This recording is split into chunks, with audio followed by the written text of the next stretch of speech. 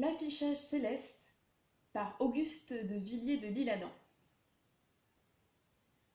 Chose étrange et capable d'éveiller le sourire chez un financier, il s'agit du ciel. Mais entendons-nous du ciel considéré au point de vue industriel et sérieux. Certains événements historiques, aujourd'hui scientifiquement avérés et expliqués, ou tout comme, par exemple le laborum de Constantin, les croix répercutées sur les nuages par les plaines de neige, les phénomènes de réfraction du mont Brocken et certains effets de mirage dans les contrées boréales, ayant singulièrement intrigué et, pour ainsi dire, piqué au jeu un savant ingénieur méridional, M. Grave, celui-ci conçut, il y a quelques années, le projet lumineux d'utiliser les vastes étendues de la nuit et d'élever, en un mot, le ciel à la hauteur de l'époque. À quoi bon, en effet, ces vastes voûtes azurées qui ne servent à rien qu'à défrayer les imaginations maladives des derniers songes creux? Ne serait-ce pas acquérir de légitimes droits à la reconnaissance publique et, disons-le, pourquoi pas, à l'admiration de la postérité que de convertir ces espaces stériles en spectacles réellement et fructueusement instructifs que de faire valoir ces landes immenses et de rendre finalement d'un bon rapport ces solognes indéfinies et transparentes.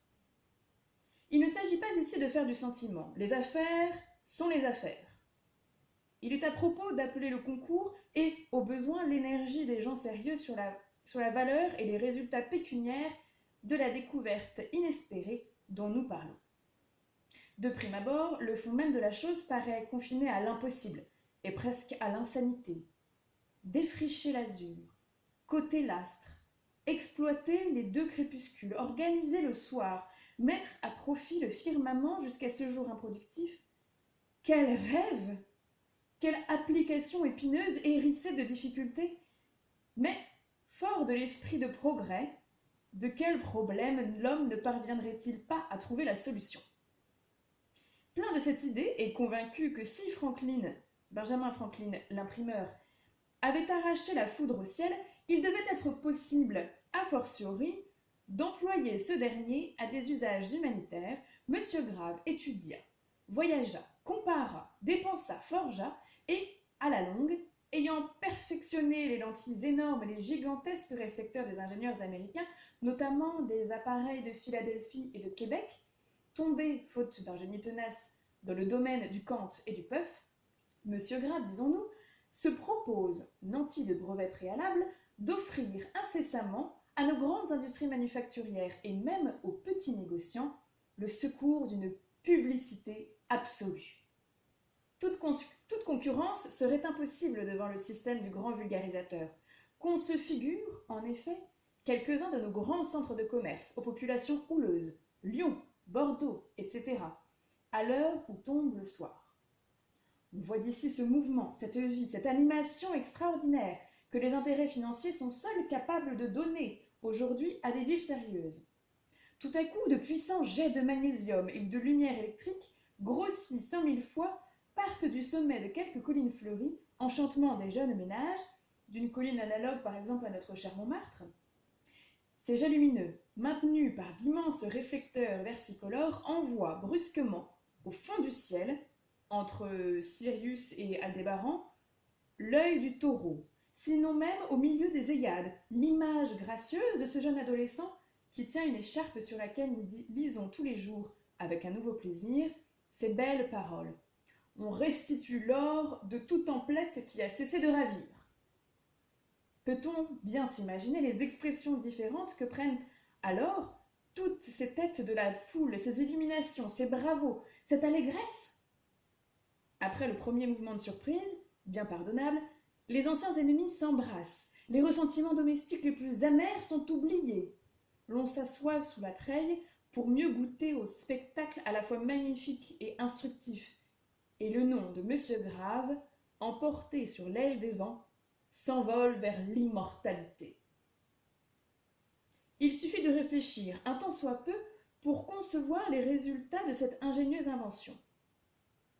Ne serait-ce pas de quoi étonner la grande ours elle-même si, soudainement, surgissait entre ses pattes sublimes cette annonce inquiétante. Faut-il des corsets, oui ou non? Ou mieux encore, ne serait-ce pas un spectacle capable d'alarmer les esprits faibles et d'éveiller l'attention du clergé que de voir apparaître, sur le disque même de notre satellite, sur la face épanouie de la Lune, cette merveilleuse pointe sèche que nous avons tous admirée sur les boulevards et qui a pour exergue à l'hirsute. Quel coup de génie si, dans l'un des segments tirés entre le V de l'atelier du sculpteur, on lisait enfin Vénus, réduction cola. Quel émoi si, à propos de ces liqueurs de dessert dont on recommande l'usage à plus d'un titre, on apercevait dans le sud de Régulus, ce chef-lieu du Lion, sur la pointe même de l'épi de la Vierge, un ange tenant un flacon à la main, tandis que sortirait de sa bouche un petit papier sur lequel on lirait ces mots « Dieu que c'est beau ». Bref, on conçoit qu'il s'agit ici d'une entreprise d'affichage sans précédent, à responsabilité illimitée, au matériel infini. Le gouvernement même pourrait la garantir pour la première fois de sa vie. Il serait oiseux de s'appesantir sur les services vraiment éminents qu'une telle découverte est appelée à rendre à la société et au progrès. Se figure-t-on par exemple la photographie sur verre et le procédé de lampascope appliqué de cette façon, c'est-à-dire 100 000 fois grandi, soit pour la capture des banquiers en fuite, soit pour celle des malfaiteurs célèbres. Le coupable, désormais facile à suivre, comme dit la chanson, ne pourrait mettre le nez à la fenêtre de son wagon sans apercevoir dans les nues sa figure dénonciatrice. Et en politique, en matière d'élection par exemple, quelle prépondérance, quelle suprématie, quelle simplification incroyable dans les moyens de propagande toujours si onéreux. Plus de ces petits papiers bleus, jaunes, tricolores qui abîment les murs et nous redisent sans cesse le même nom avec l'obsession d'un tintouin. Plus de ces photographies si dispendieuses, le plus souvent imparfaites, et qui manquent leur but, c'est-à-dire qui n'excitent point la sympathie des électeurs, soit par l'agrément des traits du visage des candidats, soit par l'air de majesté de l'ensemble. Car enfin, la valeur d'un homme est dangereuse, nuisible et plus que secondaire en politique. L'essentiel est qu'il ait l'air digne aux yeux de ses mandants. Supposons qu'aux dernières élections, par exemple, les médaillons de messieurs B et A fussent apparus tous les soirs en grandeur naturelle juste sous l'étoile bêta de la lyre. C'était là leur place, on en conviendra, puisque ces hommes d'État enfourchèrent jadis Pégase, si l'on doit en croire la renommée.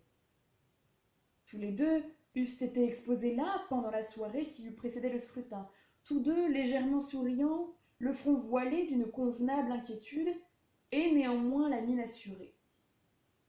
Le procédé du lampascope pouvait même, à l'aide d'une petite roue, modifier à tout instant l'expression des deux physionomies. On eût pu les faire sourire à l'avenir, répandre des larmes sur nos mécomptes, ouvrir la bouche, plisser le front, gonfler les narines dans la colère, prendre l'air digne. Enfin, tout ce qui concerne la tribune et donne tant de valeur à la pensée chez un véritable orateur.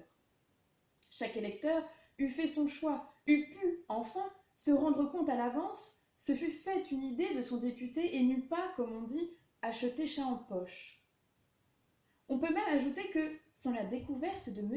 Grave, le suffrage universel est une espèce de dérision. Attendons-nous en conséquence à ce que l'une de ces aubes, ou mieux, l'un de ces soirs, M. Grave, appuyé par le concours d'un gouvernement éclairé, commence ces importantes expériences. Les incrédules auront beau jeu d'ici là. Comme du temps où M. de Lesseps parlait de réunir les océans, ce qu'il a fait, malgré les incrédules, la science aura donc, ici encore, le dernier mot, et monsieur excessivement grave laissera rire. Grâce à lui, le ciel finira par être bon à quelque chose et par acquérir enfin une valeur intrinsèque.